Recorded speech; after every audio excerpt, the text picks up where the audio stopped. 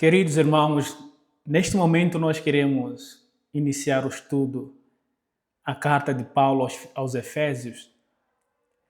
O meu objetivo é estudarmos o capítulo 1 hoje e, se Deus assim nos permitir, uma outra ocasião nós iremos para os próximos capítulos.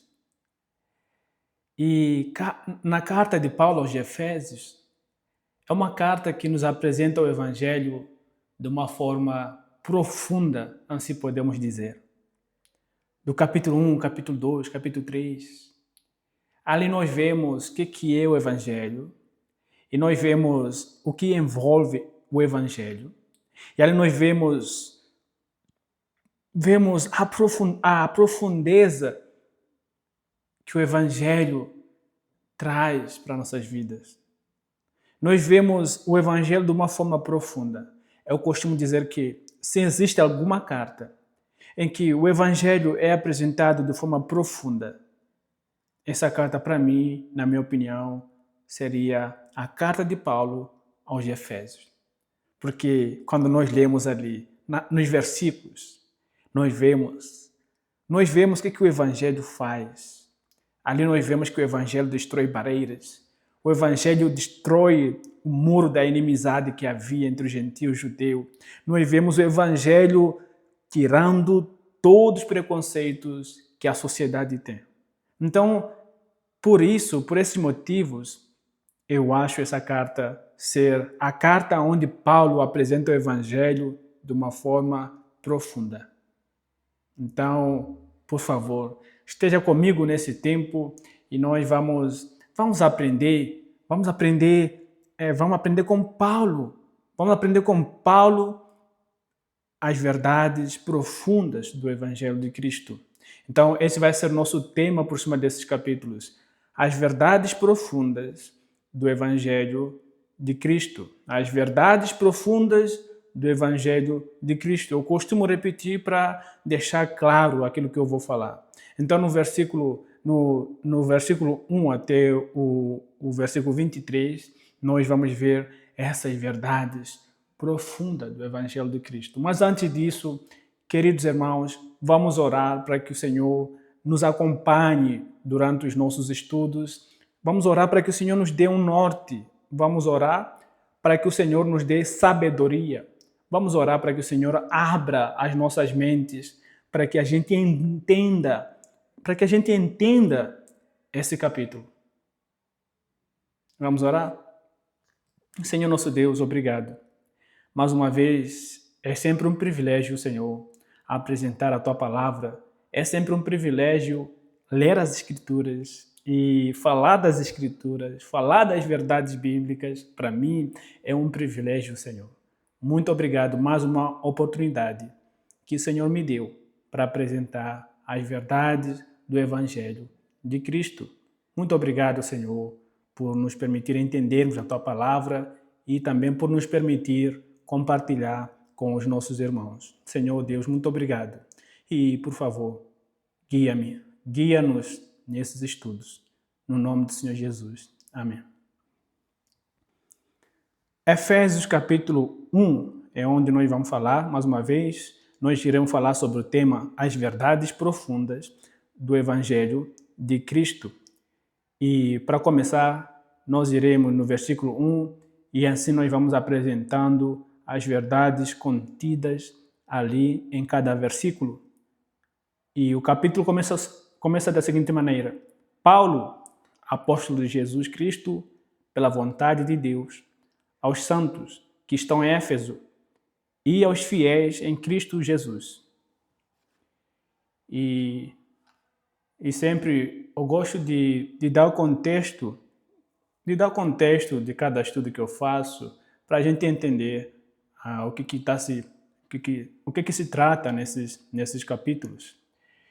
E aqui nesses primeiros versículos, nós vemos a apresentação, nós vemos a introdução do autor e seus destinatários. E primeiro eu queria, antes da gente prosseguir, eu queria definir um pouco o que é o Evangelho. E nós sabemos que o Evangelho são boas novas, boas notícias. O Evangelho são boas notícias. E a gente se lembra da mensagem que os anjos trouxeram para aqueles pastores que estavam ali ao redor do lugar onde o Senhor Jesus nasceu. E os anjos diziam que o anjo dizia que hoje vos trago a boa nova, a boa notícia, vos nasceu em Belém o Salvador, o Cristo. Então, o Evangelho são boas novas de Deus para as pessoas, né? Podemos dizer para todos os povos. A salvação é o anúncio da salvação em Cristo. Nós lembramos que o primeiro homem, Adão, trouxe a morte pela sua transgressão e também, claro, por causa dos nossos pecados como seres humanos, nós todos, o mundo inteiro estava condenado. E essa condenação não era para um dia, não era para 2000 anos. Essa condenação era eterna. Então, não havia nenhuma esperança para nós. E essa condenação era condenação para o inferno. Porém, ao ver o segundo homem, que é Jesus, pela sua morte, ele mudou o curso da nossa vida. Mudou o curso da vida de toda a humanidade. E quem crê nele, quem crê no que ele fez, é livre da condenação. Essa notícia refrigera a alma do pecador. Essa notícia traz o refrigério no coração. É como você caminhar num deserto mas muito sol mesmo, e você acha água fresca. Isso dá refrigério. É refrescante. Então, essa boa notícia é o Evangelho. Nesta carta nós vamos ver essas verdades profundas deste Evangelho. E nós lemos o primeiro versículo, e eu queria ler o versículo 2 também. E o versículo 2 diz assim: graça seja a vós e paz de Deus, nosso Pai, e do Senhor Jesus Cristo. Era comum as pessoas que escreviam cartas naquela época se identificarem no cabeçalho da carta. E em algum momento, na nossa sociedade, nós já vivenciamos isso. Eu digo nós, mas na minha época, não era uma época de carta, de escrever uma carta para uma pessoa, mas eu me lembro de ter escrito uma carta, porque eu aprendi na escola como escrever uma carta, e ali no cabeçalho a gente coloca o autor primeiro. Não sei se essa é a ordem até hoje, mas aqui, naquela época, podemos dizer, no tempo bíblico, e as pessoas se identificavam no cabeçalho da carta.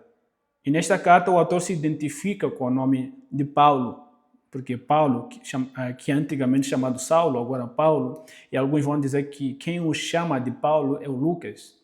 E alguns vão dizer que por causa dessa transição de uma vida sem Cristo, e Paulo depois da sua conversão. Mas também era comum um autor ter um amanuense. O amanuense era a pessoa que escrevia. É um escritor, podemos dizer assim. Então, era comum uma pessoa ter um amanuense particular. E esse amanuense podia ser um servo. E essa pessoa era capacitado na letra e escrevia para seu senhor. Também era comum alugar alguém dotado de sabedoria para escrever uma carta. Só que, nesse caso, o preço não era barato, não. E era comum também, se tivesse alguém conhecido, um amigo, um parente, pedisse para escrever. E isso, creio que esse meio era comum. Olha, se eu tenho alguém conhecido que é da família, então pedia para escrever. E por causa do seu trabalho, eu dava um valor que, com certeza, não era um valor que seria o mesmo se eu alugasse alguém, assim posso dizer, se eu alugasse alguém para escrever. E ali, então, era esse meio de escrever as cartas. Vemos que Paulo usou esse meio, com certeza. Ele ditava e seu companheiro de ministério escrevia. No caso de Paulo, não é porque ele não sabia escrever. Pois no capítulo 22 de Atos, quando nós lemos Quando nós lemos o capítulo 22 Lucas nos fala da sua formação mas em toda a lei judaica aos pés de Gamaliel. Ali ele coloca seu requisito, ele fala que era judeu, nascido ao oitavo dia, circuncidado ao oitavo dia e estudou aos pés de Gamaliel. Então, o nome Gamaliel era uma figura renomada naquela época, porque era uma das melhores escolas, podemos dizer assim.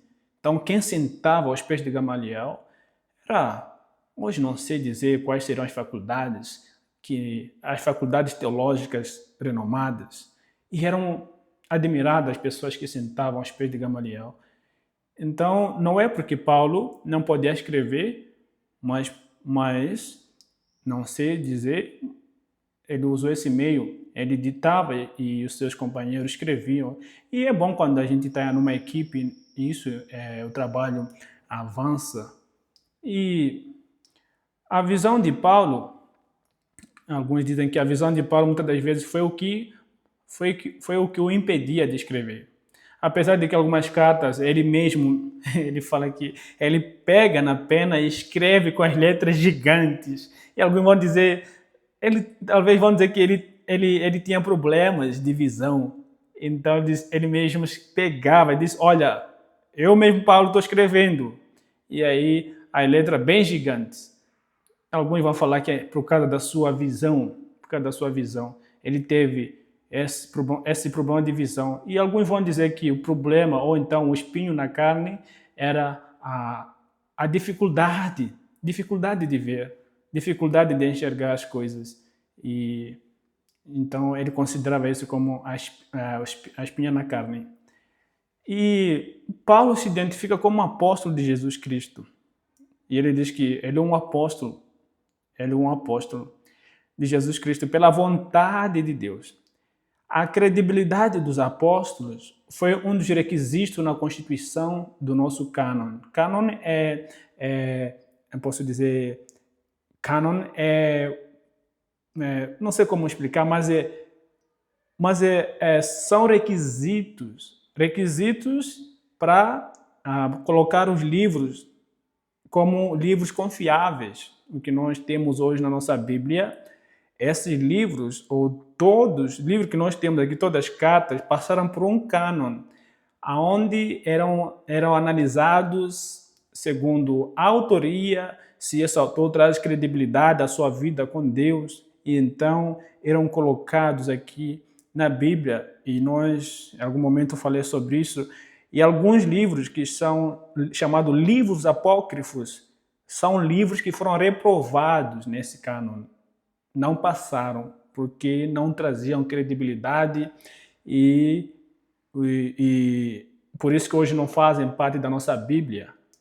Então, o saber do autor, saber da sua credibilidade, quem é essa pessoa escrevendo, isso fazia com que os seus escritos fossem considerados. E a carta de Paulo diz que eu sou apóstolo não pela vontade do homem, mas pela vontade de Deus. E todos sabiam disso.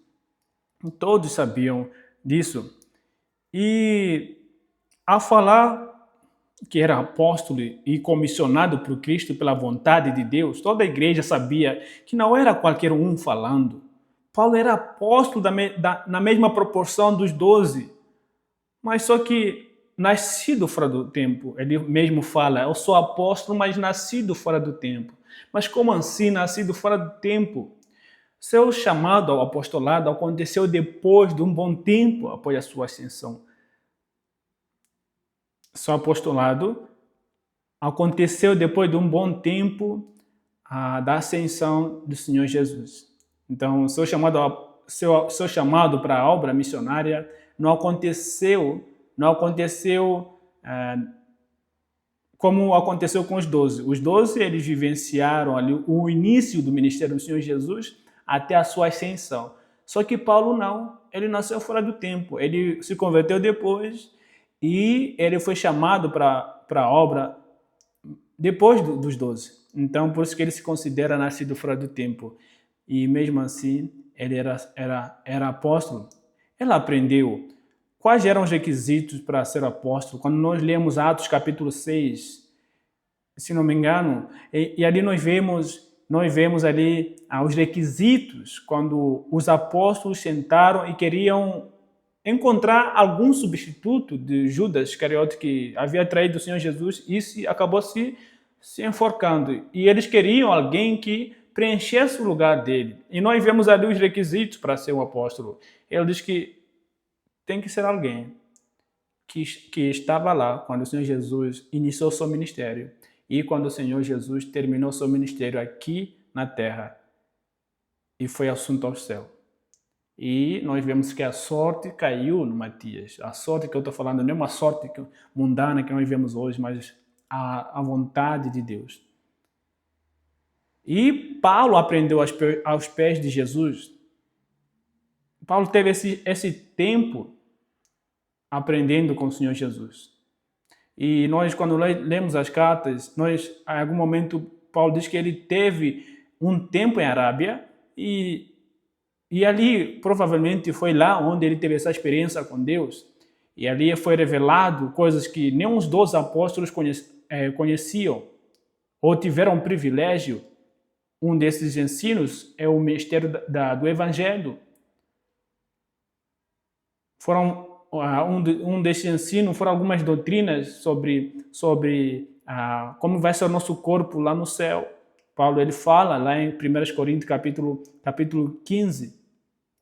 E ele fala, houve um homem que foi levado ao terceiro céu, e ele diz que se foi no corpo ou não, eu não sei, mas o que eu sei é que esse homem foi levado ao céu e viu as coisas celestiais. E Paulo não diz que foi ele, e eu digo que talvez foi ele, e por causa da sua humildade não quis admitir isso.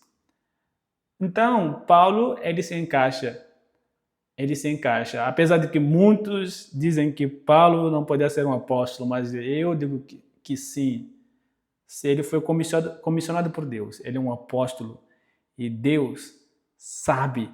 É como o profeta, o sacerdote, ali o Melquisedeque.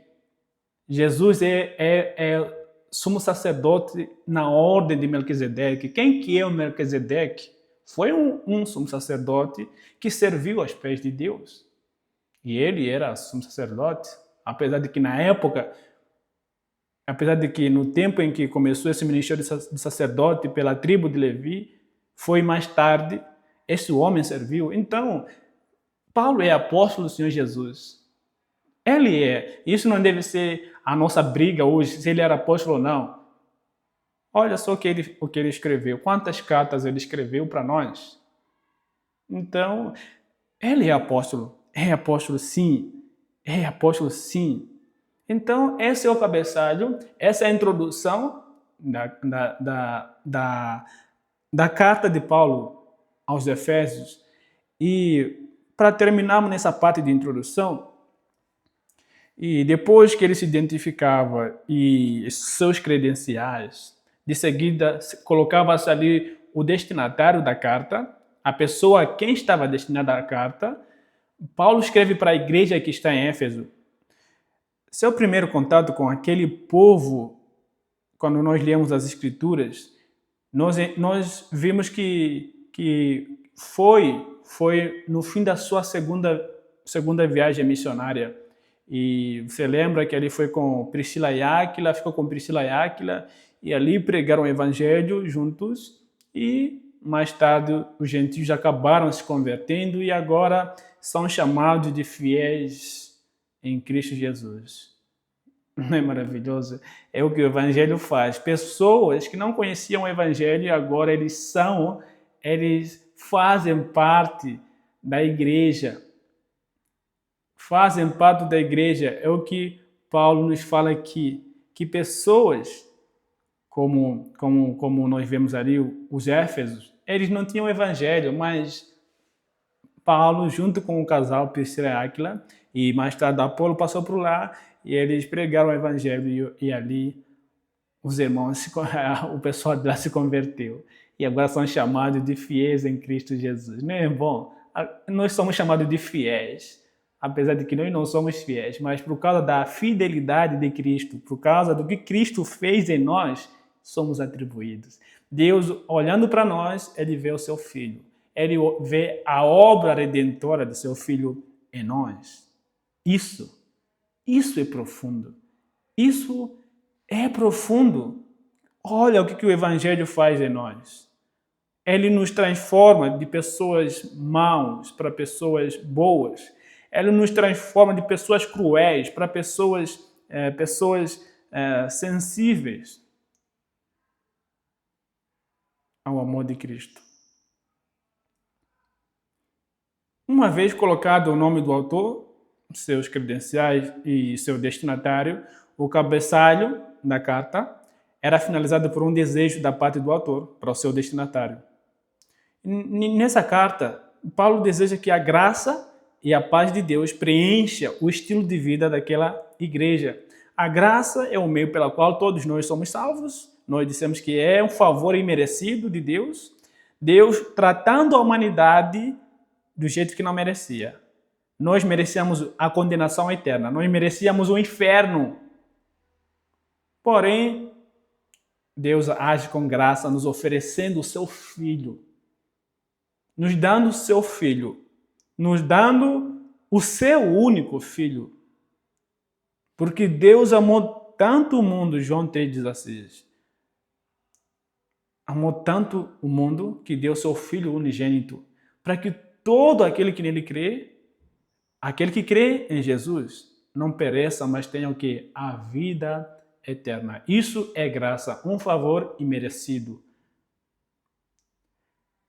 E é um favor imerecido, é o jeito que Deus agiu para conosco, pecadores. E isso gera o que em nós? Gera paz. Saber que não fomos salvos por algum mérito da nossa parte, isso gera tranquilidade. Deve gerar tranquilidade em nós. Ter paz no coração, saber que o inferno não é mais para nós. E ter paz de saber que Deus não nos aceita por alguma obra da nossa parte. Ou algo que nós tenhamos feito. Se fosse assim, nos deixaria preocupados nos dias em que não podemos fazer nada. Por exemplo, quando estamos no leito do hospital, ali adoentado, acamado, sem fazer nada, ali deveríamos nos preocupar porque ali nós não lemos a Bíblia, às vezes não lemos a Bíblia, na condição que nós estamos, não nos possibilita ler a Bíblia. Se nós pensássemos que Deus nos aceita através da leitura bíblica, ali nós estávamos fritos. Ali nós estávamos numa situação difícil. Mas saber que nós fomos salvos pela graça, mesmo no leito ali do hospital, estamos tranquilos, porque sabemos que não é por nós. É Deus quem começou, é Ele que nos amou primeiro.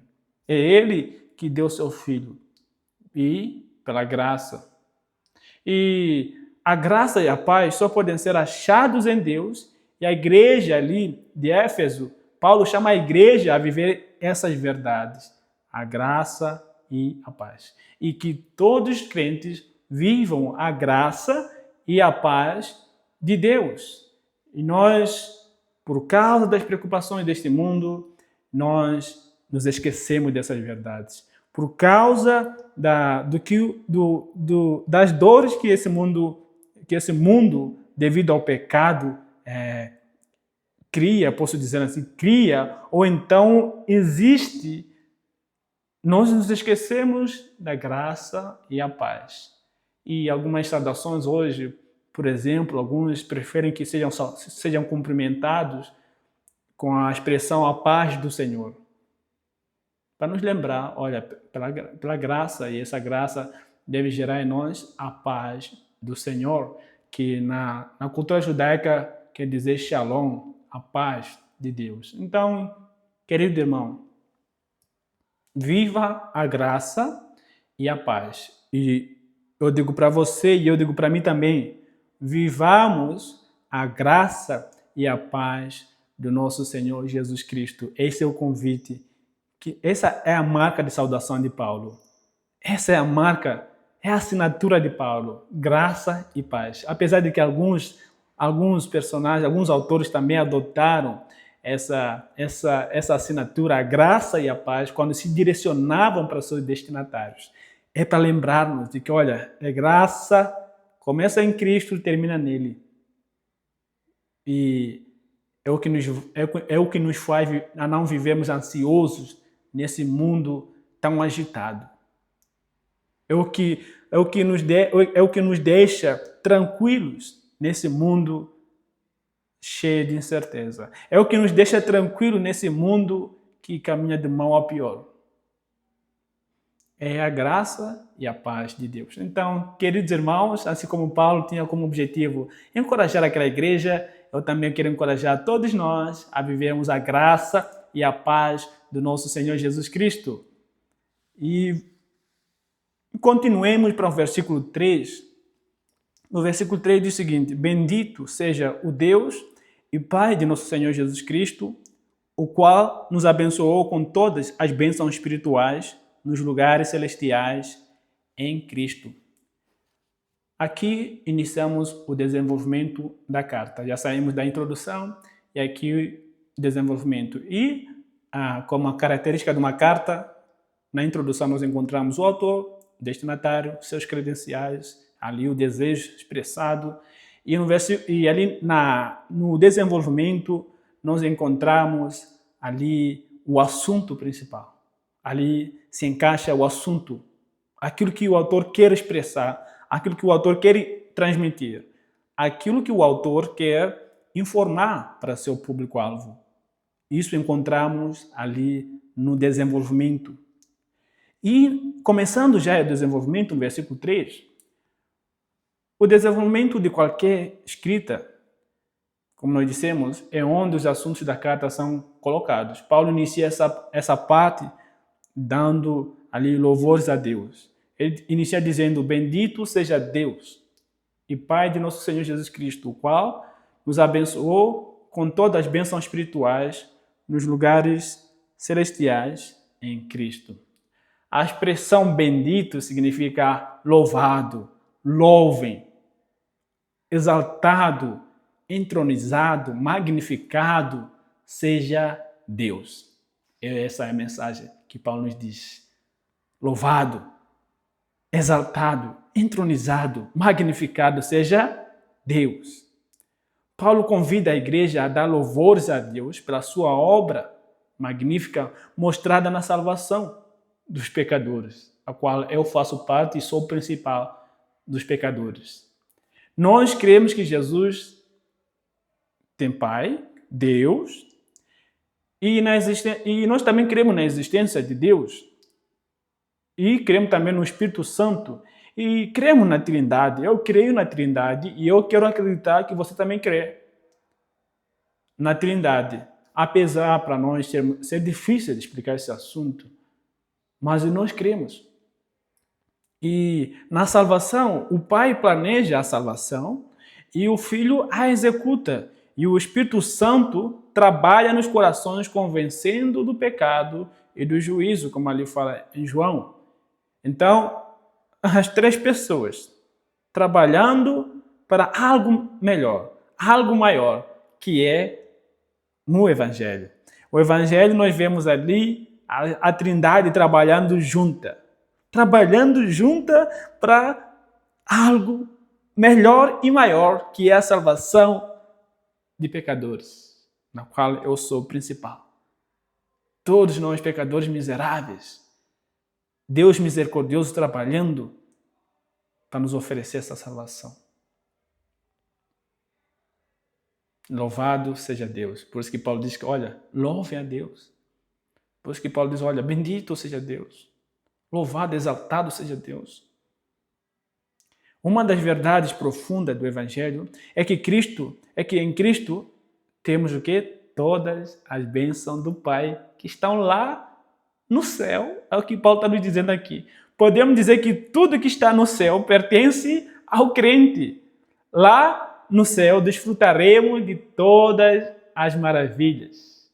Essas bênçãos celestiais nós já iniciamos a vivenciar neste mundo, quando nós nos convertemos. já estão sendo experimentados pelo crente neste mundo, mas lá no céu serão desfrutadas na sua plenitude, na sua forma completa. Aqui nós estamos vivendo estamos vivendo como se fosse um espelho daquilo que nós viveremos lá no céu. Temos tudo isso em Cristo.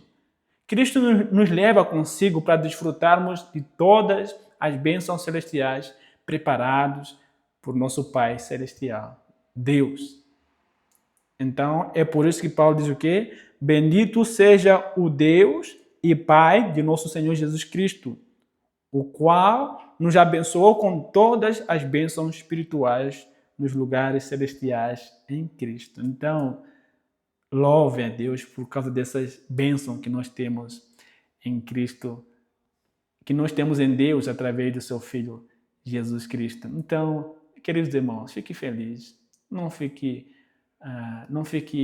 com o rosto murcho, não, de tristeza. Alegre-se. Eu sei, é difícil esse mundo. Infelizmente, nós levamos pancada deste mundo, as enfermidades, o câncer, por exemplo, é o que preocupa, é uma das doenças que mais preocupa a nossa sociedade hoje. Mas não sei qual é a situação que você está hoje. Eu quero te lembrar. Quero te fazer lembrar essas coisas. Que elas tragam consolo, conforto e encorajamento para o teu coração. Louvado seja Deus pelo que Ele fez em nós, na pessoa de Cristo. E isso deve alegrar o seu coração. E isso alegra o meu coração também. Então, como irmãos, eu quero te encorajar a olhar para Cristo, olhar para essas bênçãos que nós temos em Deus através do seu Filho, Jesus Cristo. E o versículo 4 diz o seguinte: conforme Ele nos escolheu nele antes da fundação do mundo, que devemos ser santos e sem culpa diante dele em amor. Paulo diz que louvor deve ser para Deus. E alguém pode perguntar, mas por que deve ser para Deus? E Paulo diz que conforme Ele nos escolheu nele, Ele nos escolheu, Ele nos deu essa herança em Cristo Jesus. Conforme Ele nos escolheu nele. E Paulo diz que Ele nos escolheu para habitarmos com Ele, para sermos seus filhos, antes da fundação do mundo. E Ele diz que essa escolha, ela tem um objetivo, para nós andarmos, para sermos santos e sem culpa diante dele em Cristo. Ele nos escolhe antes da fundação do mundo para que sejamos filhos amados, filhos perdoados, filhos redimidos, pessoas lavadas da mancha do pecado. Tem muita coisa que o crente tem que ser grato. Já pensamos em todas essas maravilhas que encontramos no Evangelho e depois não ser grato? Deus nos escolhendo para sermos salvos em Cristo e depois não somos gratos? Nós devemos ser gratos, sim. Por muito tempo e várias gerações, o tema da eleição e predestinação tem sido apresentada de forma errônea, posso dizer assim, por sermos limitados, pessoas limitadas, pelo tempo, pela idade, pelo pecado, nós tratamos desse tema de uma forma que gera problemas, que gera polêmica. Infelizmente, isso acontece por falta de entendimento da nossa parte. Nós não entendemos o plano todo de Deus. E tudo sobre Deus, nós não entendemos. Por assim, não compreendemos todas essas ideias a favor dela. E nós criamos problemas, nós brigamos. Eu, por exemplo, eu não vou brigar com você se você não crê na predestinação. Mas se você crê que a salvação é por Cristo, tá bom, nós podemos viver junto. Mas essas coisas que às vezes eu entendo que a nossa mente é limitada para entendermos isso, essas coisas Elas não é motivo para eu não falar com você. E eu não vou permitir isso. Eu fiz essa decisão de que eu não criarei nenhuma barreira para a pessoa que não entende as doutrinas secundárias do Evangelho. Podemos dizer assim. Mas se crê em Cristo Jesus como Senhor Salvador, podemos viver junto. Podemos viver junto. Que adianta eu brigar com você sobre a predestinação e chegar lá no céu e viver a vida toda com você? Que adianta fazer isso? Eu não farei isso, não. Eu viverei com você, terei amizade com todos, mas eu entendo que é difícil. Eu não quero convencer ninguém a mudar o seu pensamento, mas a verdade é que Deus nos escolheu, é o que Paulo está dizendo. Essa escolha começou antes da fundação do mundo. Deus, ao criar o homem, sabia muito bem da catástrofe que Adão traria ao mundo. Com isso, ele mesmo prepara o quê? Prepara o Salvador antes mesmo de criar o jardim do Éden e da raça humana. Antes dele criar todas essas coisas, antes dele começar a criar o que ele criou primeiro, no primeiro dia, ele já tinha planejado a nossa salvação. Deus mesmo revela esse plano ao homem, ali quando o homem peca e ele chama Adão e sua esposa, e também a serpente estava ali, e ele começa ali anunciando a maldição, e ali mas Gênesis capítulo 3, versículo 15, nós vemos ali a promessa da semente da mulher que esmagaria a cabeça da serpente. E ali Deus nos revela um pouco do que iria acontecer na cruz. A semente da mulher fez isso na cruz. Jesus. Essa é a pessoa. E através dele, todos que creem são salvos. A escolha foi feita aos salvos. Deus sabia que alguns creriam no seu filho. Eu creio nisso. E todos que se convertem fazem parte dos escolhidos de Deus antes da fundação do mundo. Eu não creio que Deus destina a pessoa para o inferno e destina pessoas para a salvação. O que eu creio, eu vejo que é como um supermercado, que o produto está à disposição de todos. Essa é a salvação. Deus deu a salvação, estendeu a salvação para todos. Infelizmente, são poucos os que se salvam. São poucos que respondem com um sim ao Evangelho. Então, eu creio dessa forma. Eu creio, porque a Bíblia diz que Deus não tem prazer na morte do pecador. Ele quer que ele se arrependa. Quer que ele se arrependa e viva.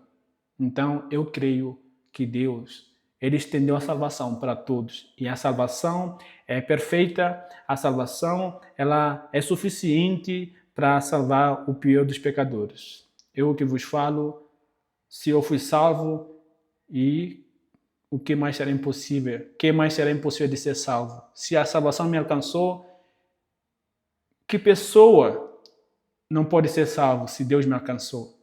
Então, eu tenho levado isso comigo. Se essa salvação me alcançou, então Deus é fiel para salvar todos aqueles que creem.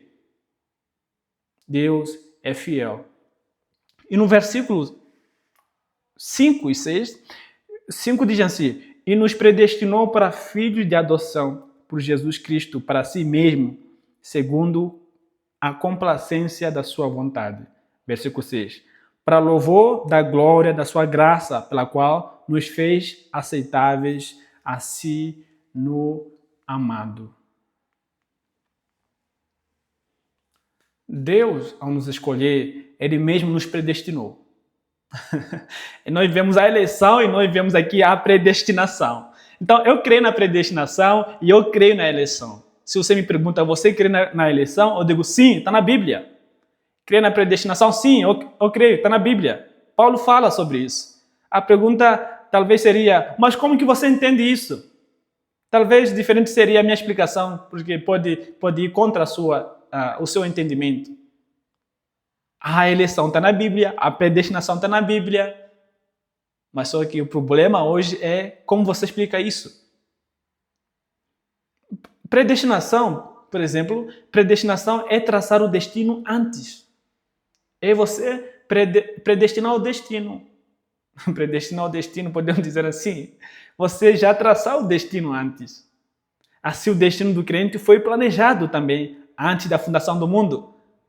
Então, a pessoa que se converte, Deus traçou todo o caminho, todo o processo, todo o caminho que começa aqui na terra, iniciando ali desde a sua conversão até a chegada do céu. Deus traçou todo esse caminho. Então, Ele predestinou. Ele predestinou. A predestinação, essa predestinação tem como finalidade sermos filhos adotivos. Olha, essa predestinação na agenda de Deus tinha como sermos filhos adotivos de Deus, por meio do quê? Do seu filho.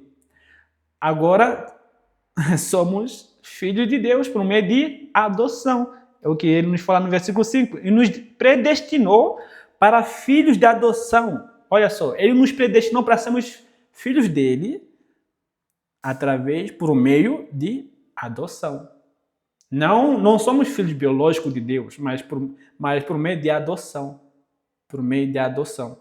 Após o sacrifício do Senhor Jesus na cruz, ele nos leva diante de seu Pai e diz para ele nos aceitar como filhos também, porque o filho biológico, o Senhor Jesus, morreu por nós. O Senhor Jesus morrendo pelos irmãos, nos apresentando diante de Deus, dizendo: Pai, por favor, perdoa eles.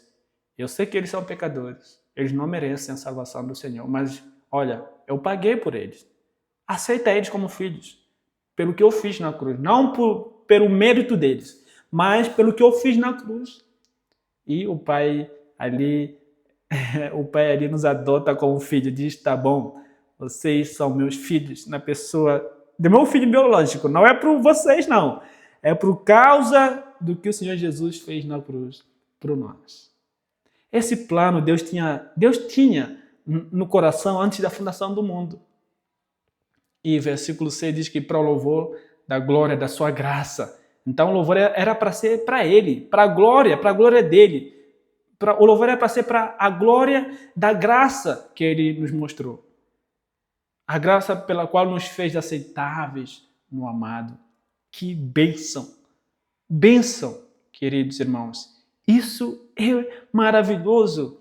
Isso, a nossa mente não encontra a palavra para expressar tamanha alegria que há neste Evangelho. O Evangelho nos revela as verdades profundas que estavam no coração de Deus. Por isso que eu digo que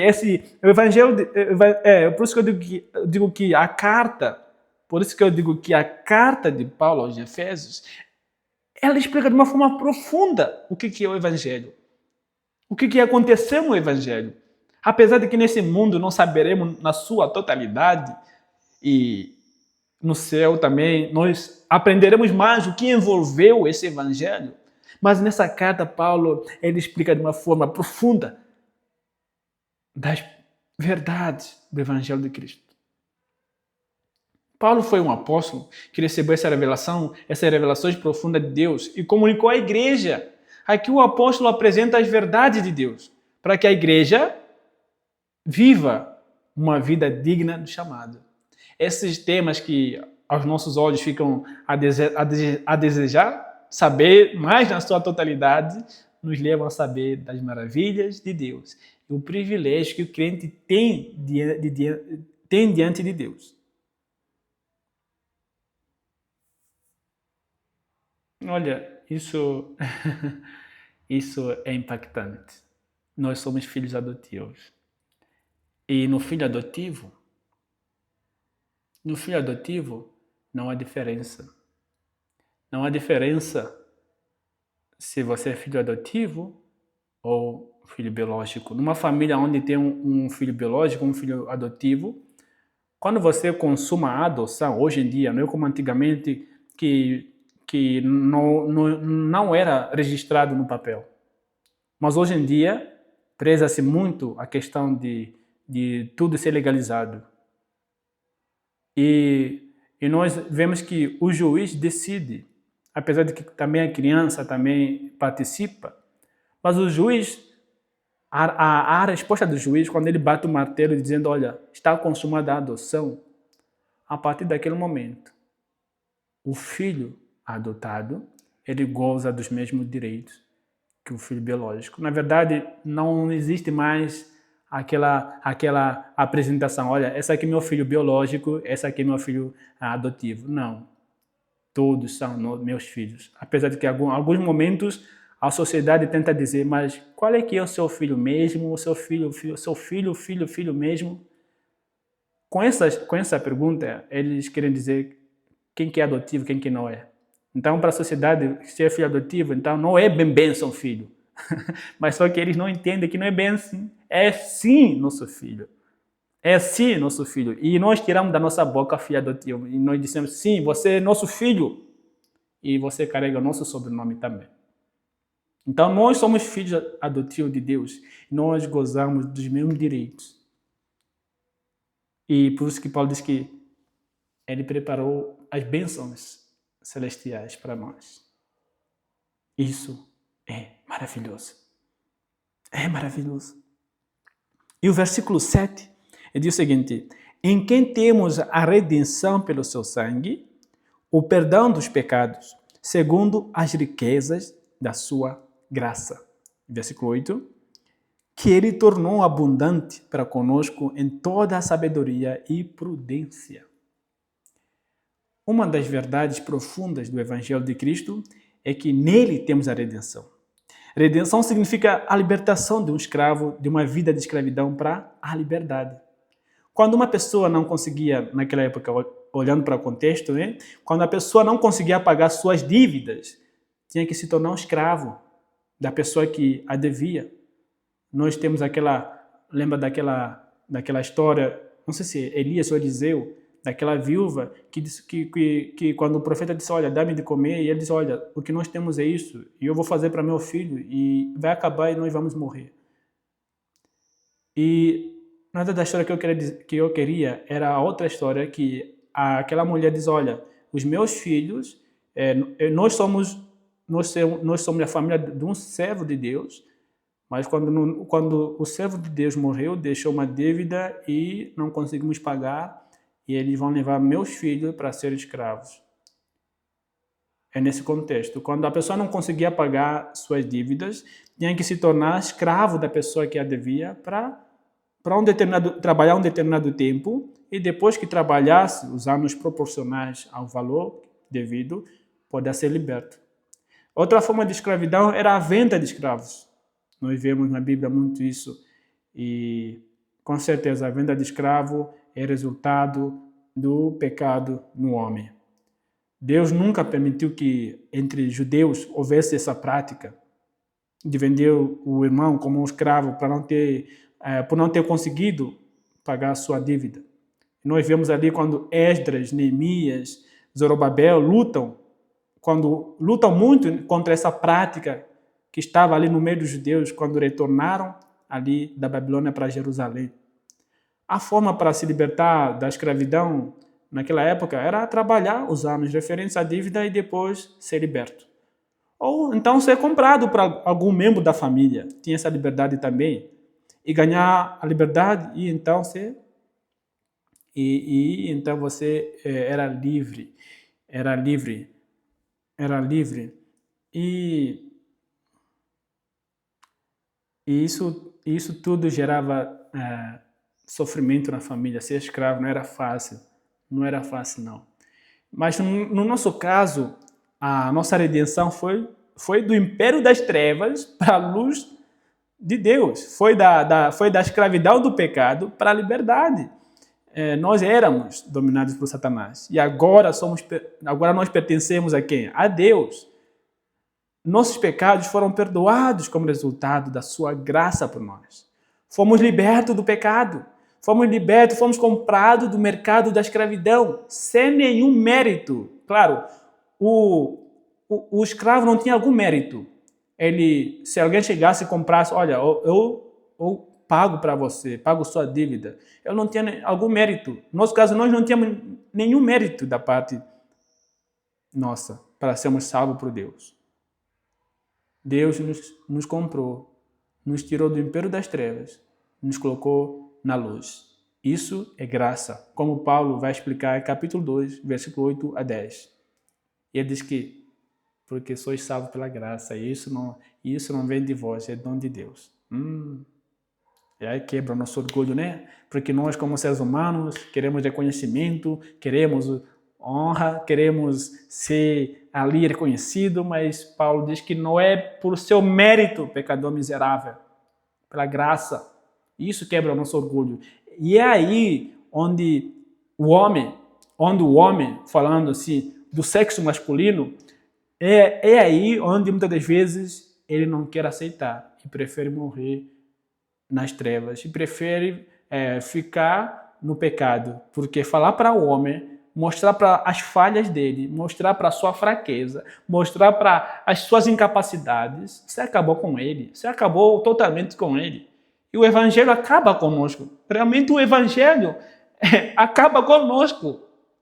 O evangelho faz esse trabalho. Ele acaba, ele esvazia o eu, ele acaba com o nosso ego e nos coloca lá embaixo, nos pisa. Diz, você é pecador. E Paulo diz que não é mérito do homem, é graça. É graça. E por isso que hoje fazendo a estatística, nós vemos que entre o homem, o sexo masculino e mulher, o evangelho encontra mais credibilidade, encontra mais, é mais aceito, vou dizer assim, é mais aceito pelas mulheres, tem um coração ali sensível, e para o homem, como é duro, coração duro do homem, né? Encontra dificuldade para aceitar essas verdades bíblicas. Mas, porém, nós não temos outra mensagem que pregar. O evangelho nos humilha e nós devemos aceitar e devemos receber esse presente maravilhoso de Deus. E versículo 9, vamos ler versículo 9 e versículo 10 também. Ele diz, tendo feito conhecido entre nós o mistério da sua vontade, segundo a sua complacência que propusera em si mesmo, que, na dispensação da plenitude dos tempos, ele possa reunir em uma todas as coisas em Cristo, tanto as que estão no céu como as que estão na terra nele.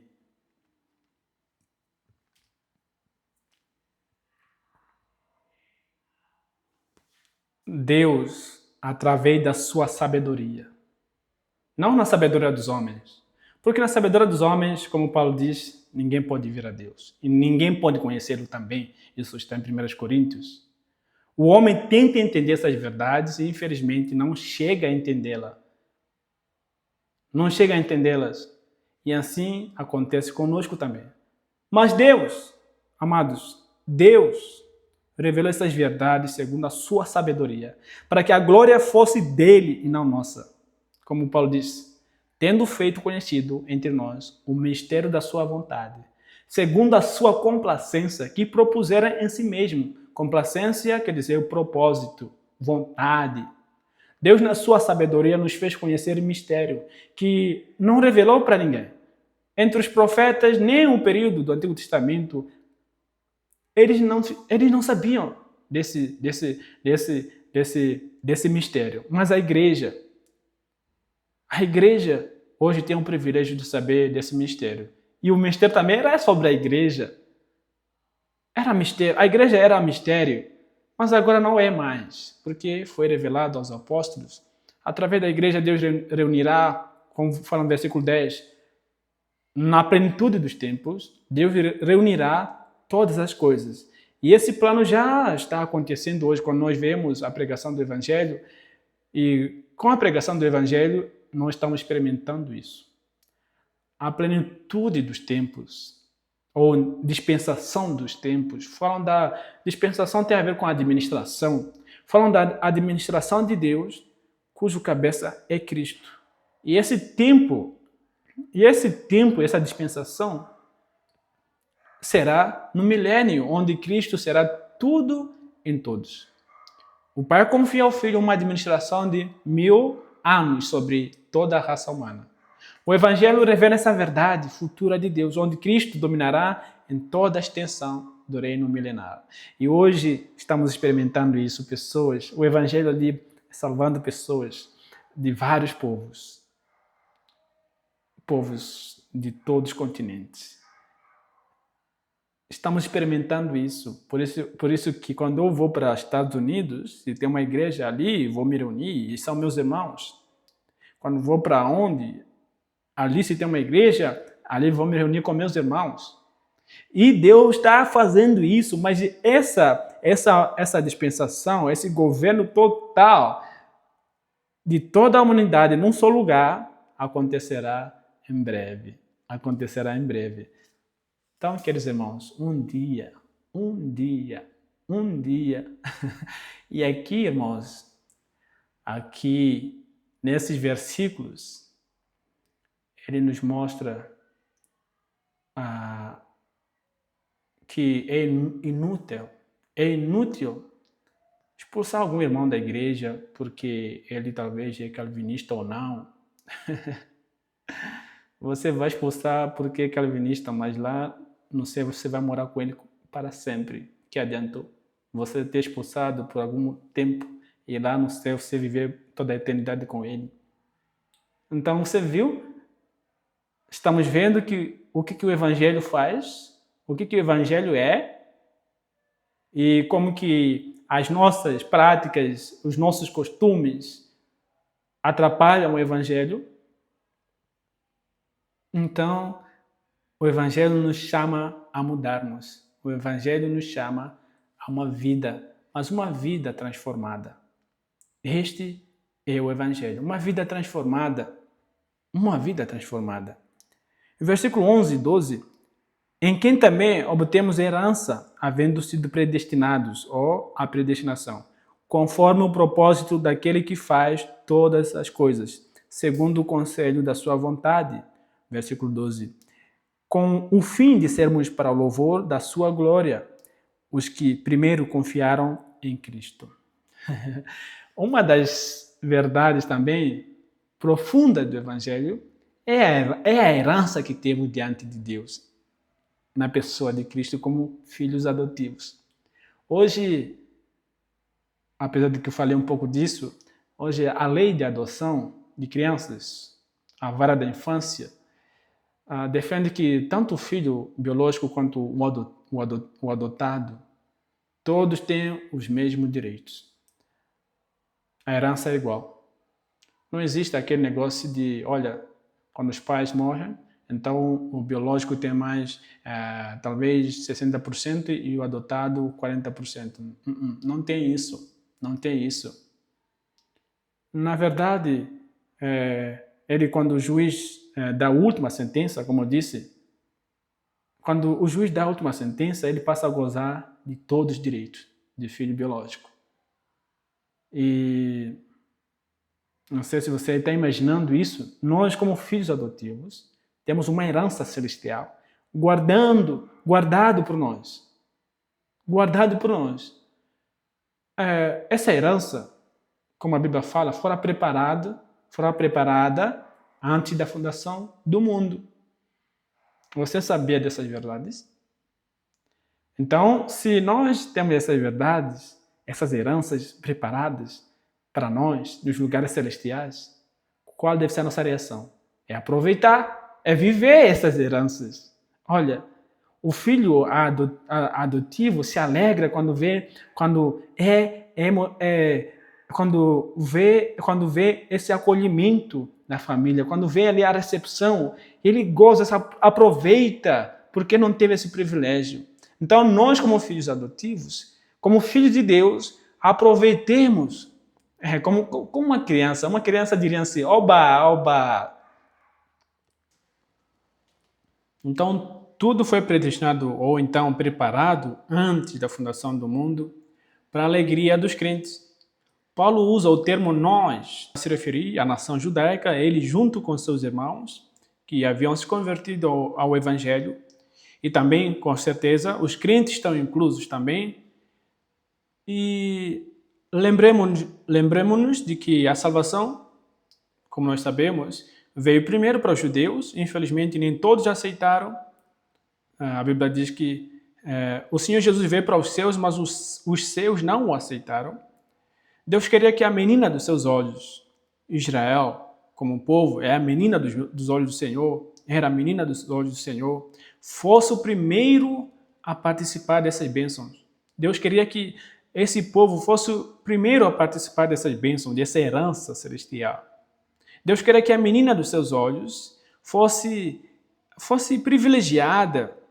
Infelizmente, alguns rejeitaram. Infelizmente, o povo rejeitou essa herança. E a Bíblia diz que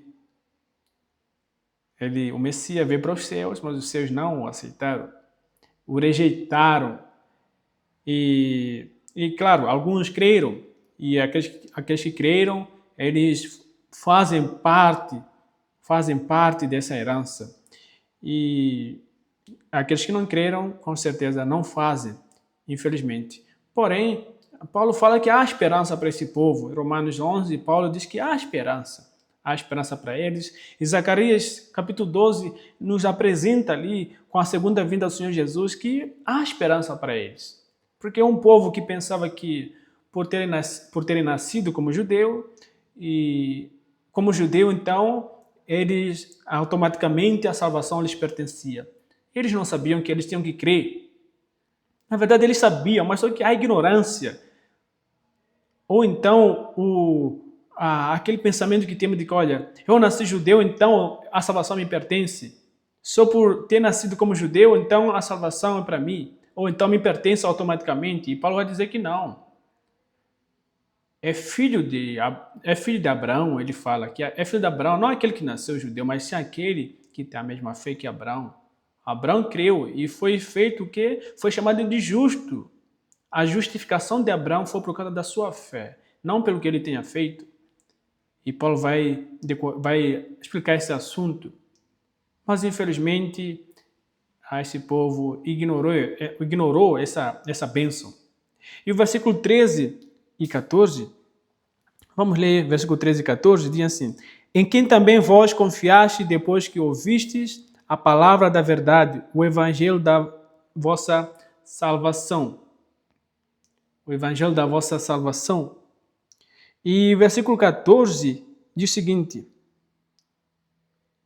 ainda no versículo 13, em quem também depois disso crestes, fostes selados com o Espírito Santo da promessa, 14 agora, quem é a garantia da nossa herança até a redenção da possessão adquirida pro louvor da sua glória. Então, versículo 13 e versículo 14, Paulo nos explica que os gentios, um povo que era ignorado pelos judeus, por não serem judeus, eu sou gentio, a igreja é gentia.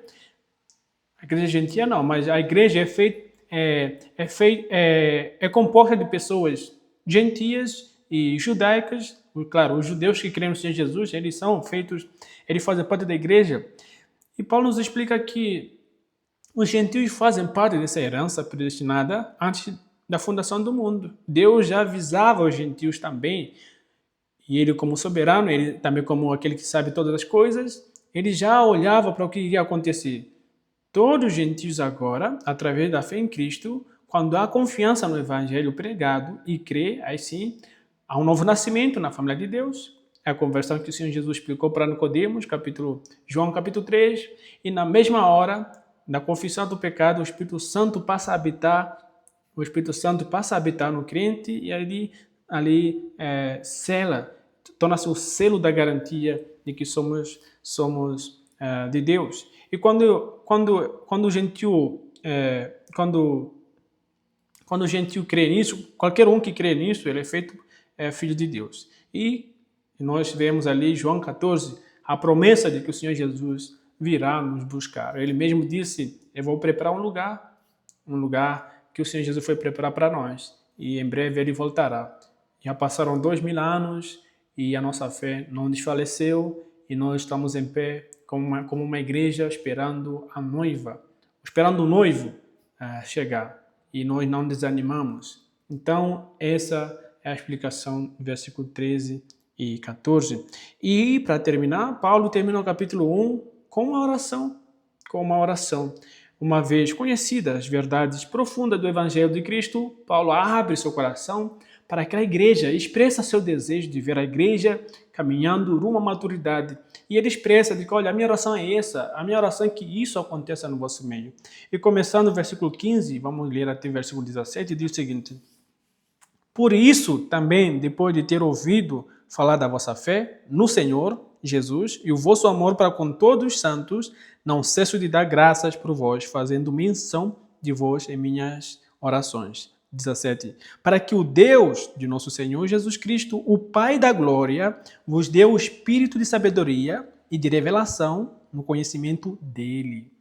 E no versículo 15 até 17, a oração de Paulo é para que Deus ajude os crentes, ajude aquela igreja a ter um entendimento claro do seu plano eterno. A oração de Paulo é essa, que a igreja se aprofunde, que a igreja cresça no entendimento do plano de Deus. E todos os dias, meus irmãos, todo dia são dias de aprendizado. E nós lemos a Bíblia, e quantas vezes você já foi desafiado por novas lições da Bíblia que você, em uma outra ocasião, você não se atentou àquilo, ou não viu aquilo, ou não apareceu, ou não tinha. Então, todos os dias é um tempo de amadurecer. E essa era a oração de Paulo, que a igreja ali de Éfeso amadurecesse no conhecimento do plano de Deus e se firmasse também. Esse é o desafio para nós.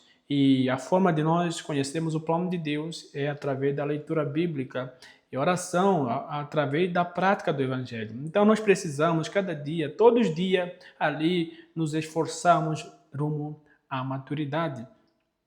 E no versículo, vamos ler o versículo 18 e vamos ler até o versículo 23.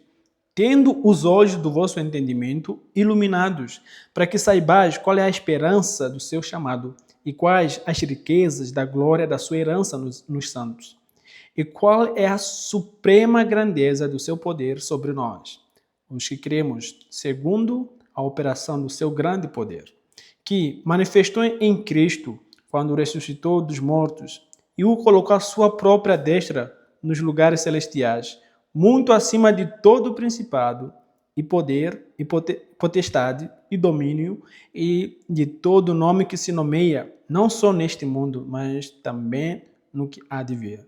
Versículo 22. E colocou todas as coisas sob seus pés, e o fez ser cabeça da igreja sobre todas as coisas, que é o seu corpo, a plenitude daquele que cumpre tudo em todos. Versículo 18 a 23. E a oração de Paulo também era para que os crentes daquela igreja tivessem suas mentes iluminadas para saberem todas as bênçãos que estão diante da sua presença em Cristo. Essa é a oração de Paulo, para que os crentes entendessem a sua posição em Cristo e também a herança que eles têm em Deus através do Filho. Saber de todas as bênçãos que eles têm, que nós temos como igreja. Às vezes acontece de alguém ter uma herança dos pais ou dos entes queridos, e não saber, a não ser que o advogado vá para lá, vá para a família. Nós vemos isso, o advogado chegando e anunciando o que o pai deixou, ou a mãe deixou, o que os seus parentes deixaram. E no nosso caso, por meio do Senhor Jesus, nós herdamos tudo que é do Pai. Tudo que é do Pai é nosso por causa do que o Senhor Jesus fez por nós. E existem crentes vivendo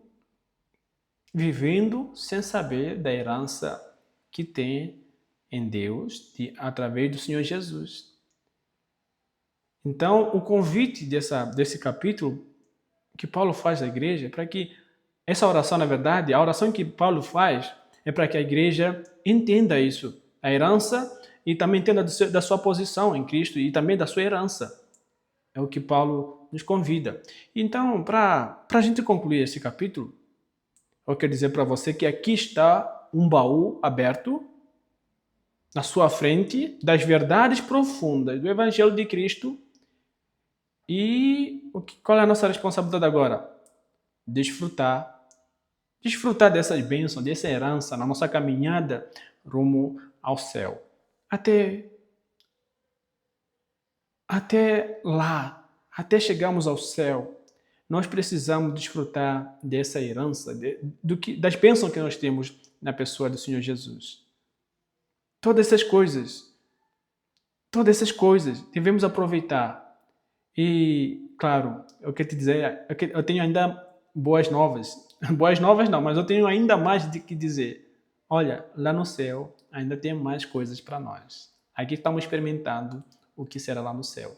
Então, minha irmã e meu irmão, essa é a herança que você tem, que nós temos na pessoa de Cristo, que nós temos diante de Deus, através do Senhor Jesus. Então, se alegre e saia dessa tristeza e veja as bênçãos que nós temos na pessoa de Deus.